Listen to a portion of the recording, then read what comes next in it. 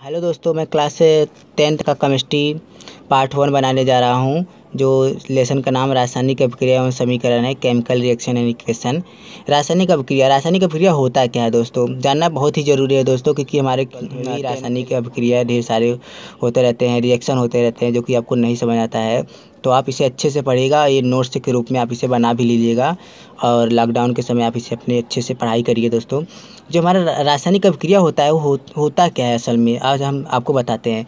जब दो या दो से अधिक पदार्थ मिलकर एक से अधिक नए गुणधर्म पदार्थों का निर्माण करते हैं, तो वही हमारा क्या कहलाता है, रासायनिक अभिक्रिया कहलाता है दोस्तों।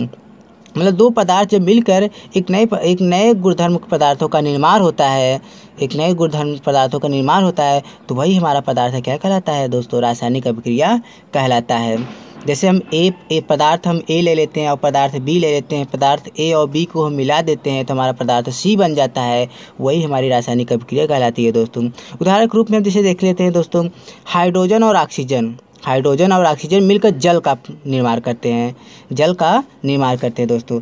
अब देखते हैं दोस्तों, जो हमारा हाइड्रोजन है H2 प्लस ऑक्सीजन है हमारा, ये ऑक्सीजन O2 है, ये हमारे दो पदार्थ हो गए। जब दो पदार्थ मिलकर एक नए पदार्थ का निर्माण करता है तो वही हमारा क्या कहलाता है दोस्तों, रासायनिक अभिक्रिया कहलाती है।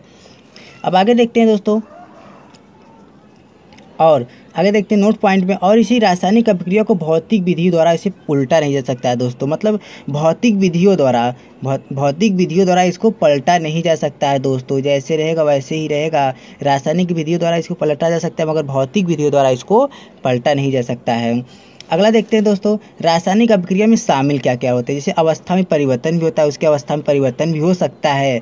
जैसे H2 प्लस O2 है, मिलकर H2O बन जा रहा है, तो इसके अवस्था में परिवर्तन हो रहा है दोस्तों। हमारा H2O2 मिलकर हमारा H2O पानी का निर्माण कर लिया, तो अवस्था में परिवर्तन हो गया। रंग में भी परिवर्तन होता है दोस्तों। जब दो पदार्थ मिलते हैं तो जैसे आप देखते हो, कोई भी दो कलर डालते हैं तो हमारा एक तीसरा कलर बन जाता है, तो उसके रंग में भी परिवर्तन होने लगता है। तापमान भी परिवर्तन होता है दोस्तों।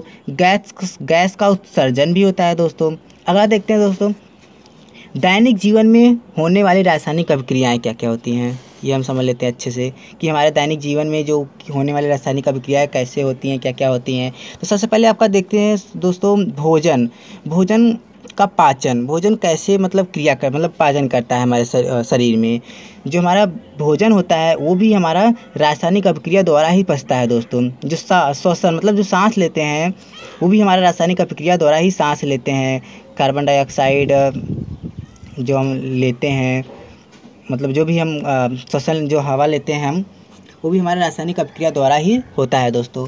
अगला जो होता है, लोहे पर जंग लगना। अब देखते हैं दोस्तों, हमारा धीरे धीरे हमारे लोहे में जंग लग जाता है, और एक समय ऐसा आता है कि हमारा लोहा बिल्कुल ख़त्म हो जाता है। वो भी हमारा रासायनिक अभिक्रिया ही होती है, उसमें रिएक्शन ही होता है। धीरे धीरे रासायनिक अभिक्रिया होते हमारा एक समय ऐसा आएगा कि लोहा एकदम बिल्कुल ख़त्म हो जाता है दोस्तों। अगला देखते हैं, जो हमारा होता है दही का बनना, दूध से दही का बनना, ये भी हमारा क्या होता है, रासायनिक अभिक्रिया द्वारा ही होता है दोस्तों। अब देखते हैं अभिकारक या क्रियाकारक।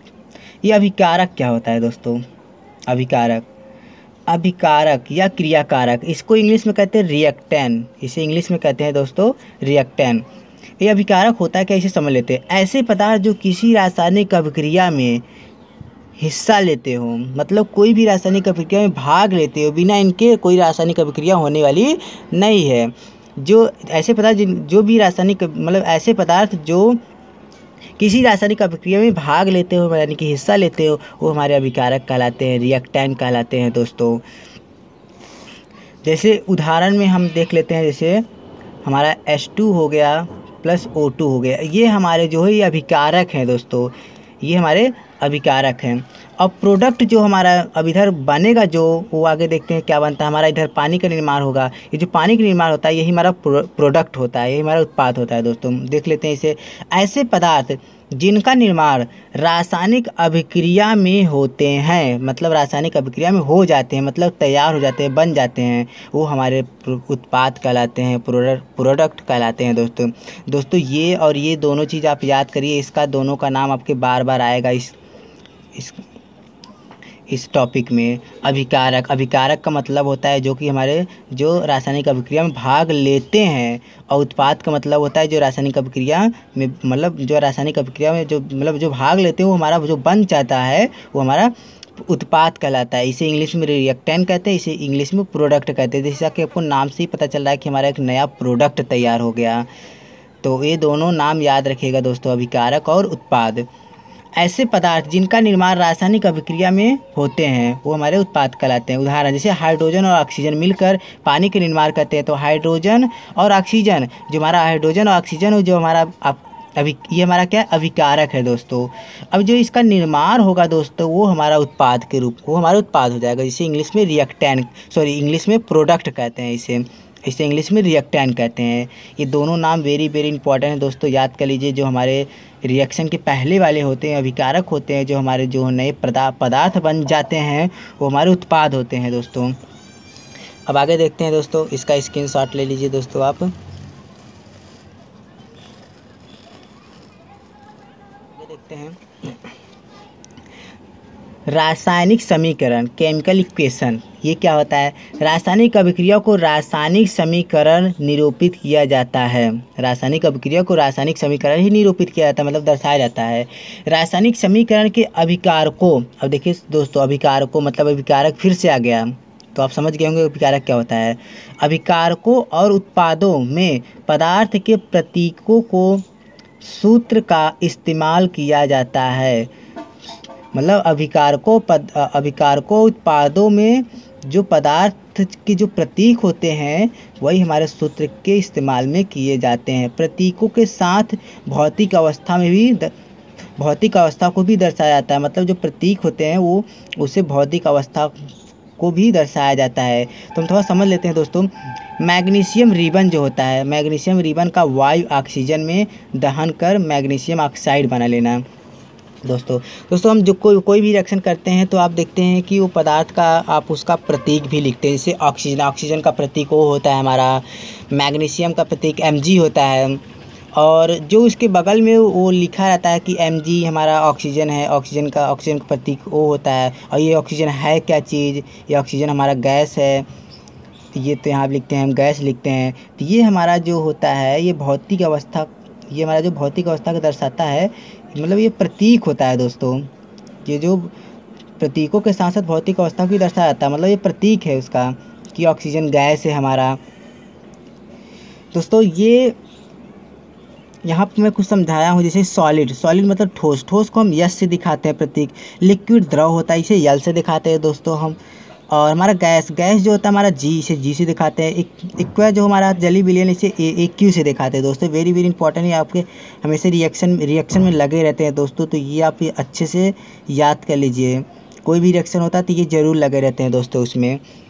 आगे देखते हैं जैसे हमारा Mg देखिए ठोस होता है। अब यहाँ पर जैसे पहले इसे देख लेते हैं example, Mg + O2, Mg + O2 मिलकर MgO बन जाता है। तो Mg हमारा क्या ठोस है, Mg हमारा मैग्नीशियम हमारा ठोस है, O2 हमारा क्या गैस है। देखिए प्रतीक लग रहा है ना दोस्तों।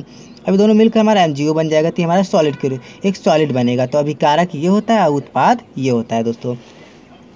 अब आगे देखते हैं रासायनिक समीकरणों को संतुलित करना, कि रासायनिक समीकरणों को संतुलित कैसे किया जाता है। आज आप लोग को मैं इसे संतुलित करना सिखाऊंगा दोस्तों। बैलेंसी ऑफ केमिकल इक्वेशन इसे इंग्लिश में कहते हैं दोस्तों। जो हमारा Fe है हमारा लोहा, और H2O जो हमारा पानी है, ये बन के हमारा Fe3O4 + H2 बनेगा हमारा दोस्तों।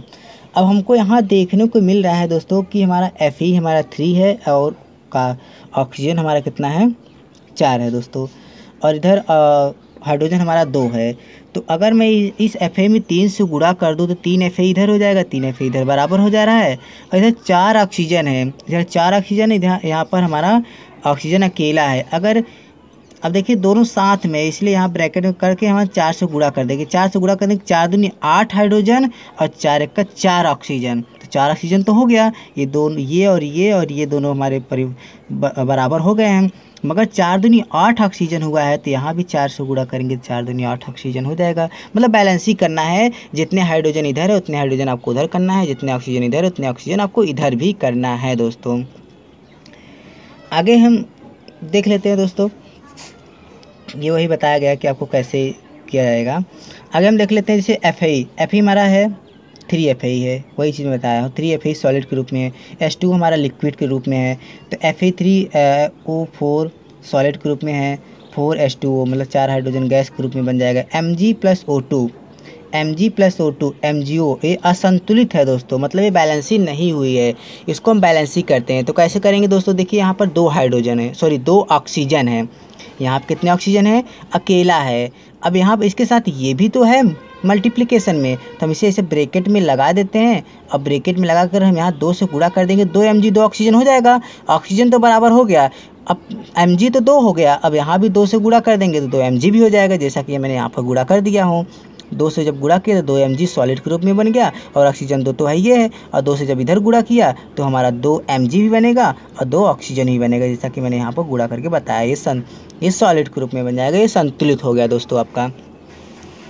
अगला देखते हैं दोस्तों, रासायनिक समीकरणों को संतुलित करना क्यों आवश्यक होता है। द्रव्यमान संरक्षण के नियम से बताएंगे इसे। किसी भी रासायनिक अभिक्रिया में ना तो द्रव्यमान का निर्माण होता है और ना ही विनाश होता है दोस्तों। अब आगे देखते हैं, इसका स्क्रीनशॉट ले लीजिए दोस्तों।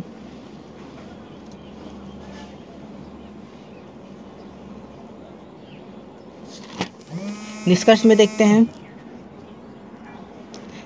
देखते हैं रासायनिक अभिक्रिया के पहले अभिकारक एवं उसके बाद उत्पाद प्रत्येक पदार्थों के परमाणुओं की संख्या बराबर होनी चाहिए। रासायनिक अभिक्रिया के प्रकार कितने प्रकार के होते हैं, टाइप ऑफ केमिकल रिएक्शन देखते हैं। पहला जो होता है हमारा संयोजन अभिक्रिया होता है। संयोजन अभिक्रिया का मतलब होता है जोड़ना, कंबाइंड करना, 2 अभिक्रियाओं को जोड़कर एक नया उत्पाद का निर्माण करना। संयोजन अभिक्रिया का मतलब यही होता है दोस्तों, मतलब जोड़ना। अब जोड़ना ही हमारा क्या होता है, संयोजन अभिक्रिया होता है। तो इसका देख लेते हैं दोस्तों।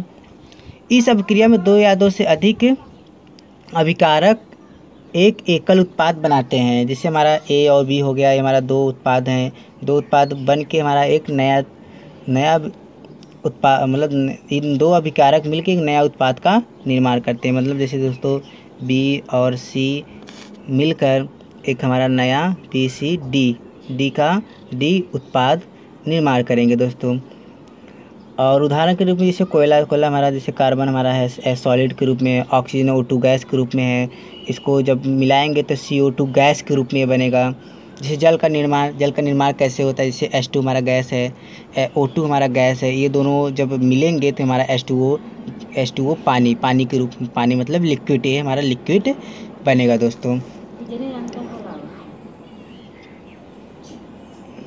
रोके रहा भेज देंगे। अगला वियोजन अभिक्रिया। वियोजन अभिक्रिया क्या होता है दोस्तों, एक अभिकारक टूटकर, वियोजन का मतलब अलग होना, वियोजन का मतलब होता है अलग होना दोस्तों। अब देखते हैं, जैसे अलग हो जाना, एक अभिकारक टूटकर 2 या 2 से अधिक उत्पाद में बदल जाए तो उसे वियोजन अभिक्रिया कहलाती है। जैसे उसमें मैंने बताया था A और B मिलकर C बनता है, तो जस्ट उसी का उल्टा है, वो उसमें टूटेगा। तो इसमें A जब ब्रेक होगा, जब टूटेगा तो हमारा B और C के रूप में निर्माण होगा। यह अभिक्रिया 3 प्रकार के होते हैं दोस्तों। पहला जो होता है हमारा ऊष्मीय वियोजन, दूसरा वैद्युत वियोजन, तीसरा प्रकाशीय वियोजन। पहला जो होता है ऊष्मीय वियोजन क्या होता है, इसमें समझते हैं।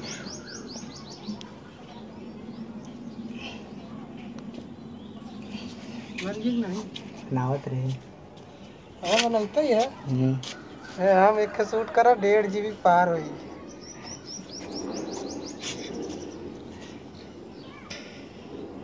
ऊष्मीय वियोजन अभिक्रिया का ऊष्मा गर्मी द्वारा किया गया वियोजन होता है। जैसे हमारा CO हो जाए, कैल्शियम CO3 हो गया, सॉलिड के रूप में हो गया। जब इसे ऊष्मा के रूप में इसे लाएंगे, ऊष्मा के कंटेक्ट में लाएंगे, जब उसमें ऊष्मा देंगे तो हमारा एक नया उत्पाद बनेगा, नया हमारा प्रोडक्ट बनेगा। जैसे COO बनेगा, सॉलिड के रूप में बनेगा, प्लस CO2 गैस के रूप में बनेगा दोस्तों। तो आगे देखते हैं, इसका स्क्रीनशॉट ले लीजिए आप लोग।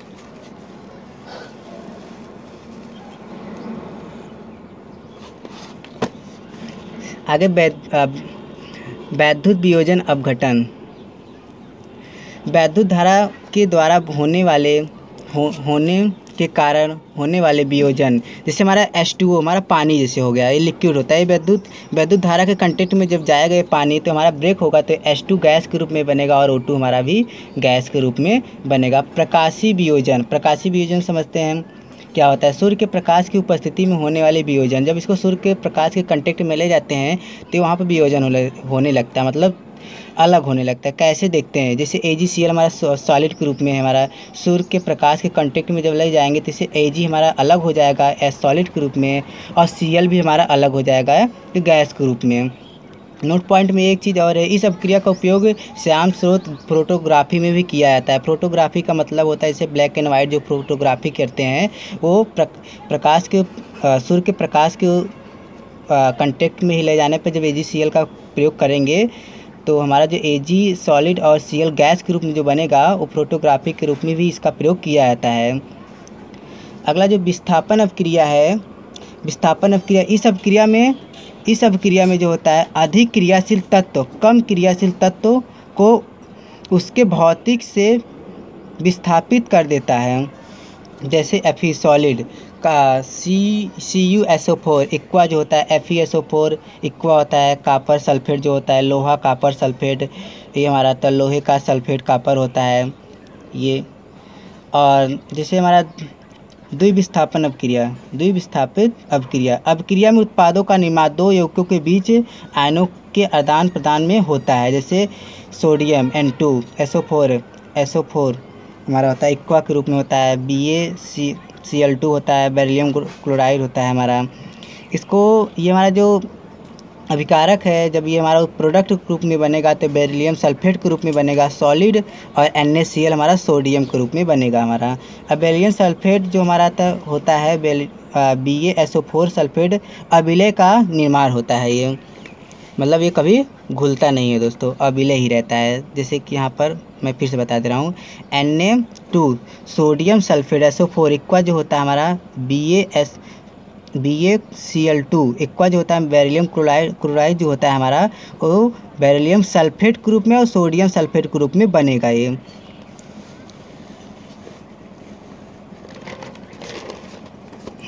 अगला पांचवा जो है उपचयन और अपचयन, वेरी इंपॉर्टेंट है, ये आपका क्लास 11-12 में भी इसका चैप्टर अलग से दिया गया है तो आप इसे अच्छे से समझिएगा। उपचयन क्या होता है, पदार्थ में ऑक्सीजन की वृद्धि होना। कोई भी पदार्थ में जब ऑक्सीजन की वृद्धि हो जाती है तो कोई पदार्थ में ऑक्सीजन जब वृद्धि होती है और हाइड्रोजन का क्या होता है, ह्रास होना, मतलब हाइड्रोजन का क्या होता है, कमी हो जाना, वही हमारा उपचयन कहलाता है। जैसे हमारा कार्बन प्लस O2 ऑक्सीजन, ये हमारा अभिकारक है। जब हमारा उत्पाद इधर बनेगा कार्बन डाइऑक्साइड बनेगा तो इसमें देखिए ऑक्सीजन की क्या होगी, वृद्धि हो गई। ऑक्सीजन की इसमें वृद्धि होगी, हाइड्रोजन इसमें है ही नहीं, तो हाइड्रोजन की क्या हो गई, इसमें कमी होगी, ह्रास हो गई है। अगला अपचयन देखते हैं। अपचयन, पदार्थ में हाइड्रोजन की वृद्धि। अब इसमें अपचयन में क्या होता है, हाइड्रोजन की वृद्धि होती है और ऑक्सीजन का ह्रास होता है, मतलब ऑक्सीजन इसमें नहीं रहता है, ऑक्सीजन रहेगा मगर कम रहेगा, और ऑक्सीजन कम रहेगा और हाइड्रोजन इसमें क्या रहेगा, ज़्यादा रहेगा अपचयन में। जैसे एग्जाम्पल में CuO हमारा H2 हाइड्रोजन, जब इसमें उष्मा देंगे तो Cu प्लस H2O बनेगा। अब देखिए इसमें हाइड्रोजन आपका ज़्यादा हो गया। दैनिक जीवन में अपचयन अभिक्रियाओं के प्रभाव, हमारे दैनिक जीवन में अपचयन अभिक्रियाओं के क्या क्या प्रभाव होते हैं वो समझ लेते हैं। जब कोई धातु आर्द्रता, वायु, पानी, अम्ल आदि के संपर्क में आता है तब धातु संक्षारित मतलब कमज़ोर हो जाता है। मतलब जब भी कोई धातु वायु, पानी, अम्ल आदि के संपर्क में जब आता है तो हमारे कमज़ोर हो जाते हैं, और कमज़ोर होकर वो क्या होते हैं, टूट जाते हैं। जैसे उदाहरण के रूप में हम लोहे को ले लेते हैं। लोहा जब पानी के कांटेक्ट में आएगा या पानी और हवा ऑक्सीजन के कांटेक्ट में आएगा तो उसमें जंग लगने लगता है, जंग लगने के बाद वो धीरे धीरे क्या होते हैं, टूट जाते हैं, और एक समय ऐसा आता है कि पूरी तरह से ख़त्म हो जाते हैं। जैसे हमारा चांदी हो गया, सिल्वर पर काली परत भी चढ़ जाती है, जैसे तांबे पर हरी परत भी चढ़ जाती है। अगला देखते हैं दोस्तों, विकृगंधी जो हमारा अगला है, वसा युक्त और तैलीय खाद्य सामग्री वायु के संपर्क में आने पर उपचयित हो जाती हैं, जिससे उनमें स्वाद क्या होता है, जिससे उसके स्वाद में क्या होता है, परिवर्तन हो जाता है। मतलब वसा युक्त तैलीय मतलब जो हमारे तैलीय से मतलब तैरने वाले मतलब तैलीय सामग्री जो होती है, मतलब जैसे तेल हो गया, वसा युक्त जो भी हमारे सामग्री होते हैं, वो जब हमारे वायु के संपर्क में जब आते हैं तो उसका जो स्वाद होता है वो गंध के रूप में परिवर्तन होने लगता है। अगला देखते हैं दोस्तों, रासायनिक अभिक्रिया के प्रभाव। रासायनिक अभिक्रिया के प्रकार। तापमान के आधार पर ऊष्माक्षेपी अभिक्रिया क्या होता है? जिन अभिक्रियाओं में उत्पाद के निर्माण के साथ साथ ऊष्मा का भी उत्सर्जन होता है, वो प्रकृति का दहन करता है, वही हमारा क्या होता है? रासायनिक अभिक्रिया ऊष्माक्षेपी अभिक्रिया कहलाता है। जैसे हमारा CH4 मेथेन हमारा गैस है, O2 हमारा भी ये भी हमारा गैस है, ये हमारा अभिकारक के रूप में है। इसका जो प्रोडक्ट बनेगा CO2 कार्बन डाइऑक्साइड बनेगा, गैस के रूप में बनेगा, प्लस 2H2O पानी, जो हमारे पानी का सूत्र है गैस, ये ऊष्मा हो जाएगा, ऊष्मा ये बाहर हो जाएगा। आगे देखते हैं ऊष्माक्षेपी अभिक्रिया। जिन अभिक्रियाओं में अभिकारकों को तोड़ने के लिए ऊष्मा, प्रकाश या विद्युत ऊर्जा की आवश्यकता होती है, वही हमारी ऊष्माक्षेपी अभिक्रिया होती है। जैसे N2+O2 मिलकर हमारा NO बनाते हैं, नाइट्रोजन और ऑक्सीजन नाइट्रिक अम्ल बनाते हैं। Thank you for watching my video.